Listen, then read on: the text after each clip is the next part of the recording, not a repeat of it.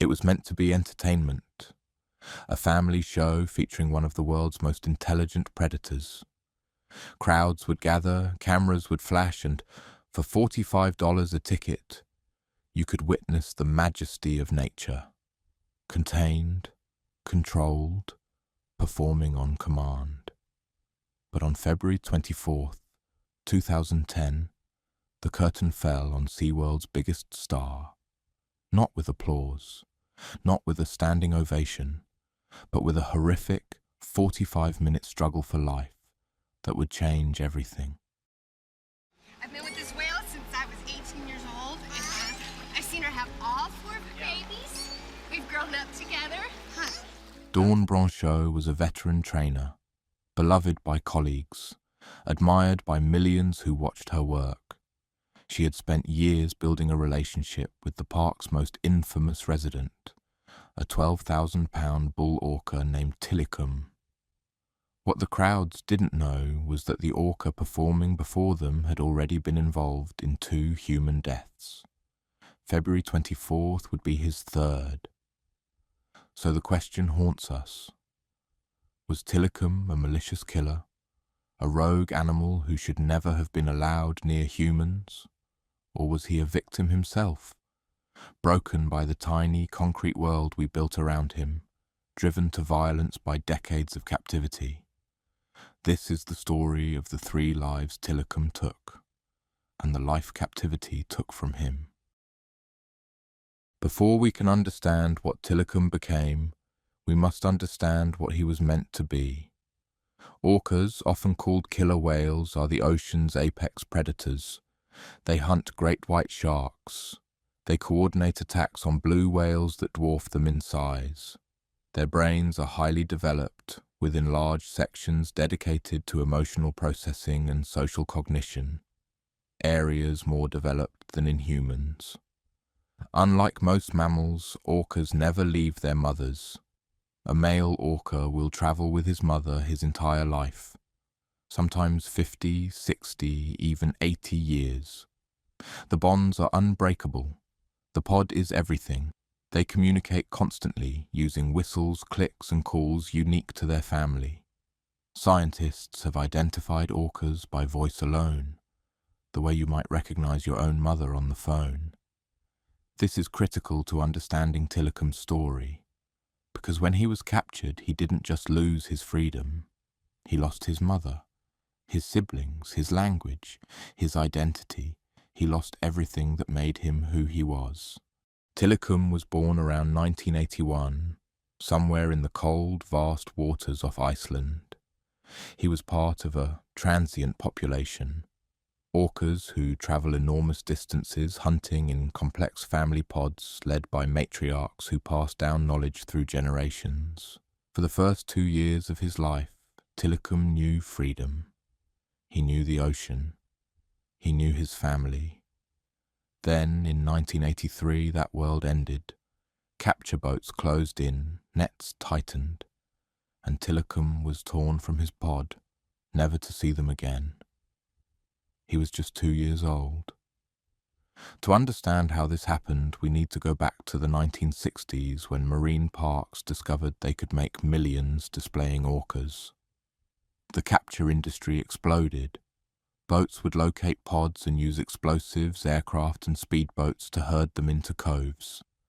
They'd deploy nets and separate the youngest, most valuable animals from their families. Adult orcas would circle frantically, calling out, sometimes beaching themselves trying to stay with their young. Former capture team members describe hearing the orcas cry out, describe mothers refusing to leave, even as their babies were lifted onto boats and shipped away. Tilikum was placed in a small container, barely longer than his body. He was loaded onto a plane and flown thousands of miles to a country he'd never seen, to live a life he could never have imagined. The journey took over 24 hours. In that time, he was unable to echolocate, unable to swim freely, hearing and feeling nothing familiar. For a creature who navigates by sound, who finds comfort in the voices of family, the silence must have been deafening. Tilikum was shipped to Sealand of the Pacific in British Columbia, Canada. If you're imagining a state-of-the-art facility, think again. Sealand was a floating platform with pools barely larger than the animals forced to live in them. Tilikum was placed with two older, dominant female orcas, Haida 2 and Nootka 4, and they made his life hell. In the wild, orcas establish social hierarchies, but they have space to escape. To swim away, Tilikum had nowhere to go. The females attacked him constantly, raking their teeth across his body, leaving deep, bloody wounds. Trainers called it raking, a brutal form of dominance. But the worst torture came at night. When the park closed, all three orcas were forced into a tiny medical pool, barely 30 feet across, pitch black. Imagine spending 17 hours a day in a dark closet with two cellmates who want to hurt you. This wasn't just confinement, this was sensory deprivation, psychological torture, and it went on for years. Kelty Byrne was 20 years old. She was a part-time marine biology student working at Sealand, passionate about marine life, excited about her future. Friends described her as energetic, compassionate, someone who lit up every room she entered. She had dreams of becoming a marine biologist. She wanted to dedicate her life to understanding and protecting ocean life. Working at Sealand was supposed to be the first step. Instead, it became her last. February 20th, 1991 started as an ordinary day. The weather was typical for coastal British Columbia, overcast, cool, drizzly. Tourists gathered despite the grey skies. The whales performed their routines. And then, in one terrible moment, everything changed. The exact circumstances are disputed, but what's certain is this. Kelty slipped. She fell into the pool. What happened next defies everything SeaWorld had told the public about these gentle giants. Tilikum and the two female orcas immediately converged on her. They began batting her around like a toy. When she tried to surface, they dragged her back down. When staff attempted to reach her with rescue equipment, the whales actively blocked them, pushing her away from safety. Witnesses described her screaming for help, reaching for the pool edge, being pulled away each time she got close. One witness, a tourist with her children, said the screams never left her, that she still hears them in nightmares. For 10 minutes, Kelty Byrne fought for her life. She drowned from forced submersion, the first documented killing of a human by captive orcas. The public was shocked. Investigations began. Animal rights activists descended on Sealand demanding closure. Kelty's family was devastated, searching for answers in a tragedy that seemed impossible. And within months, Sealand of the Pacific announced it would close. The facility couldn't survive the public relations nightmare, the insurance costs, the guilt. But Tilikum? He wasn't retired.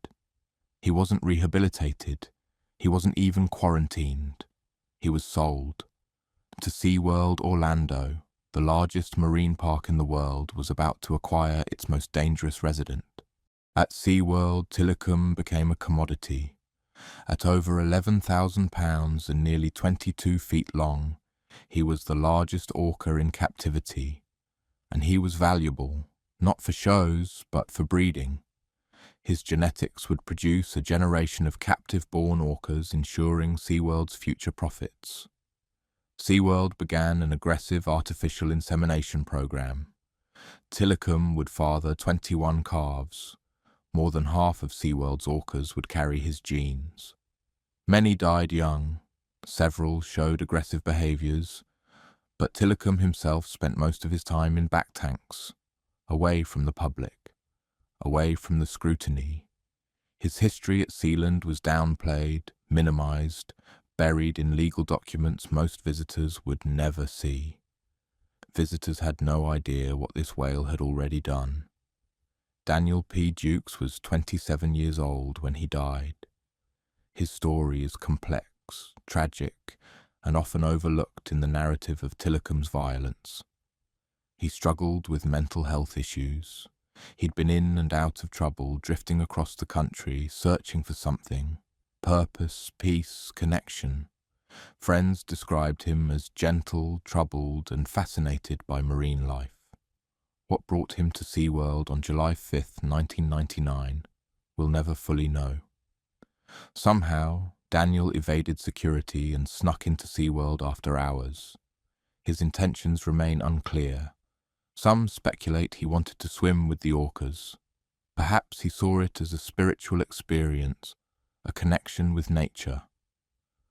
Others believe he was simply trespassing, looking for a place to sleep, and encountered Tilikum by accident. What we know is that he removed his clothes, all of them, and entered Tilikum's pool. The next morning, trainers arrived to find a nightmare. Daniel's naked body was draped across Tilikum's back, like a grotesque trophy. The autopsy revealed extensive trauma, numerous wounds, abrasions, contusions scattered across his body, bite marks, testicular trauma suggesting deliberate targeting, hypothermia from hours in cold water, and ultimately drowning. SeaWorld's response was swift and strategic. They labelled Daniel a trespasser, which he was. They emphasised that he'd entered the pool after hours, implying recklessness, perhaps intoxication or mental instability. The message was clear. This wasn't SeaWorld's fault. This wasn't Tilikum's fault. This was one troubled man's poor decision. The story barely made national news. No documentary was made. No public outcry followed. Daniel P. Dukes became a footnote, a cautionary tale about trespassing rather than a warning about captive orcas. And still, SeaWorld kept Tilikum in their parks. Still, trainers continued to work with him, now aware they were entering the water with an animal who had been involved in 2 human deaths. The clock was ticking toward February 24, 2010. Dawn Brancheau was everything SeaWorld wanted in a trainer. 40 years old, 16 years of experience, a degree in animal behavior from the University of South Carolina. She was the face of the park. Beautiful, skilled, empathetic, media-savvy. She appeared in promotional materials, spoke at schools, inspired a generation to care about marine life. Her passion started early. As a 9-year-old girl, she'd visited SeaWorld and decided that's what she wanted to do with her life. She pursued that dream with single-minded determination. And she had a special bond with Tilikum. She understood his past. She treated him with patience and respect. While other trainers approached him with caution, Dawn seemed fearless. She'd lie beside his massive head, stroke his skin, look directly into his eye, and speak softly. In many ways, she was one of the few people who truly cared about him. But compassion, as Dawn would tragically learn, is not the same as understanding. And understanding is not the same as control. On February 24, 2010, that bond would be shattered. It was a Dine with Shamu session, a casual, intimate show where guests could eat lunch poolside while watching trainers interact with the orcas. These sessions were popular, relaxed, designed to make the experience feel personal. Dawn was at the edge of Tilikum's pool, lying on a shallow platform called a slide-out, conducting what's called a relationship session, essentially petting and bonding with him. She was barefoot, her long ponytail draped down her back, speaking to a crowd of about 40 guests who had paid premium prices for this up-close experience. Everything seemed calm, normal, routine. Tilikum floated near her, appearing docile. He'd performed well that morning. He seemed relaxed. Dawn rubbed his head, spoke to him in the soothing tone trainers use. Then Tilikum moved, fast. Witnesses say he grabbed her, possibly by her ponytail, possibly by her arm. What's certain is that he yanked her into the water with terrifying force. An 11,000-pound predator had just turned on the human who trusted him most. The pool erupted into chaos. Guests jumped from their seats. Parents grabbed their children. Staff members rushed forward, shouting commands, hitting panic buttons.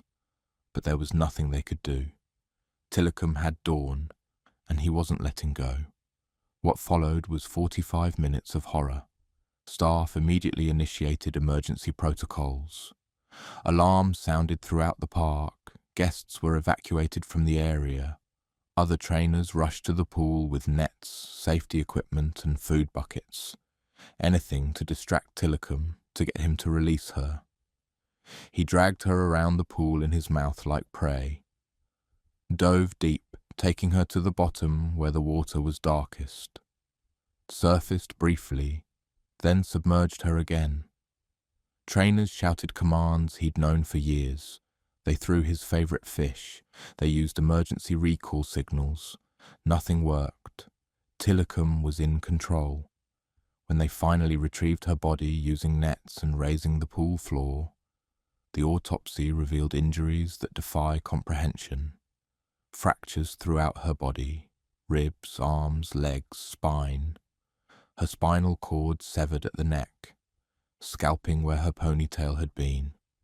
Traumatic dismemberment of her left arm, torn from her body. Drowning. Massive blunt force trauma. Dawn Brancheau didn't just die. She was killed with a violence that revealed the raw, primal power of an apex predator, a power that should never have been confined, commodified, or underestimated. Tilikum had claimed his third victim, and this time the world was watching. Within hours, Dawn's death was international news. CNN, BBC, every major outlet covered the story. SeaWorld went into crisis management mode. At first, they called it an accident. They suggested Dawn had made a mistake, that perhaps her ponytail had been in the wrong position, that Tilikum had grabbed it out of curiosity rather than aggression. This was a lie. Witnesses described deliberate violence. Trainers who'd worked with Tilikum for years said his behavior wasn't curiosity. It was attack behavior they'd never seen in training sessions. The Occupational Safety and Health Administration launched a comprehensive investigation. What they found was damning. SeaWorld had known about Tilikum's history. They'd known about the aggression. They'd documented over 100 incidents of orca aggression toward trainers across their parks. Behaviors called mouthing, bumping, holding, and dunking. These weren't playful interactions, they were warnings. Yet trainers had never been told they couldn't perform water work with Tilikum. There was no federal requirement to keep distance. The only guidelines were SeaWorld's internal policies that prioritized profit and spectacle over safety. OSHA issued citations and demanded changes. The ruling was clear. Trainers could no longer have direct water contact with orcas. The era of swimming with killer whales was over. SeaWorld fought it. They appealed. They argued it would harm their business model. They lost. Investigative journalists began connecting dots that SeaWorld had kept scattered. Tilikum wasn't an anomaly. Across marine parks worldwide, captive orcas had injured and killed multiple people. 4 deaths total. Over 100 documented attacks. And in the wild, 0 fatal attacks on humans, ever. The evidence became impossible to ignore. Captivity was making these animals dangerous. In 2013, 3 years after Dawn's death, a documentary called Blackfish premiered at the Sundance Film Festival. Directed by Gabriella Cowperthwaite, it told Tilikum's story. The capture, the abuse, the deaths, the cover-ups. The film was devastating. It featured interviews with former SeaWorld trainers who'd become whistleblowers, marine biologists who condemned captivity, and footage that SeaWorld never wanted the public to see. The documentary Blackfish went viral. CNN picked it up. Millions watched. And suddenly, SeaWorld couldn't control the narrative anymore. The backlash was swift and merciless. Protests erupted at every SeaWorld park. Musicians cancelled concerts, school groups cancelled field trips, corporate sponsors pulled out, celebrities from Willie Nelson to Harry Styles spoke out against marine captivity. Attendance at SeaWorld parks plummeted, stock prices crashed. The company lost $1.7 billion in market value in 1 year. SeaWorld launched a desperate counter-offensive. They created websites attacking Blackfish's credibility. They bought TV ads showing happy trainers and splashing whales. They hired PR firms and spent millions on damage control. But the public wasn't buying it. Every statement SeaWorld made seemed tone-deaf. Every defense seemed hollow. Marine biologists publicly refuted SeaWorld's claims about orca welfare. Former trainers called out lies. Investigative reports revealed collapsed dorsal fins, tooth damage from chewing concrete out of boredom, and orcas being medicated with psychotropic drugs. The empire was crumbling. On March 17, 2016, SeaWorld made a stunning announcement. They would end their orca breeding program. The generation of orcas currently in their parks would be the last. It was a historic moment. After 50 years, the era of orca captivity in America was ending. But for Tilikum, it was too late.